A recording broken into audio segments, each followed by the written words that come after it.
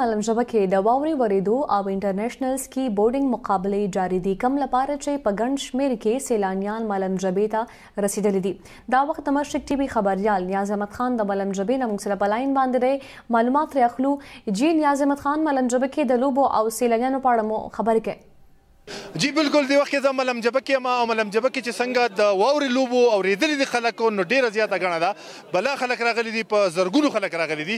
هغه وایي چې موږ سیل کوو دغه زینې نو سمیلمانه دي، هغه سره خبرې کوو چې په قطار کې چې لیفټ ولاړی ټیکټ راغسته دغه پوښتنه کوو. تر سره خپل پیژنګلو کوم ځای راغلی؟ زه د ګوجرالین راغلی ما او دلته واورم شوی د ډیر خسته موسم دی، ډیره خوند یو دور خلک هم راځي ان شاء الله به هم راځو. څنګه ولګي د ملم ژبه؟ ډیر زیات خوند راکړي ان شاء الله. ډیر پاکستان مې د خزه دی خوند کوي دلته چې شي وګورئ تاسو، یعنی برفباری में हर चीज मज़ो वाला ज़्यादा था.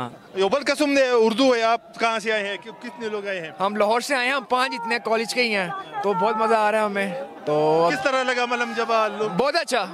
हाँ जी, अभी देखिए बर्फबारी शुरू हो गई है. तो पंजाब के लोगों को क्या मैसेज देंगे? पंजाब के लोगों के आए यहाँ पे, बहुत अच्छा टूरिस्ट पॉइंट है, तो काफ़ी अच्छी जगह है. तो इंशाल्लाह योबल कसम इशारा कही वैसम खबर को आप क्या कहेंगे? हम पहली बार आए हैं, फैसलाबाद से आए हैं, हम पंजाबी हैं, पहली बार फैसलाबाद से आए हैं. यहाँ पे हमने सुना था स्नो फॉलिंग हुई नहीं है, इस वजह से आए हैं कि काफ़ी इंजॉय हो सके. माशाल्लाह यहाँ पे काफ़ी ज़्यादा एंटरटेन हो, बहुत काफ़ी मज़ा आया. बिल्कुल दलता मलम ژبه کې لګ واورم وريږي او خلک چې ډېر خوشاله دي دغه ته چې یو د سیل سپاټې او د خوند ځای دی. جی مننه نیاز احمد خان تفصیلاتو لپاره.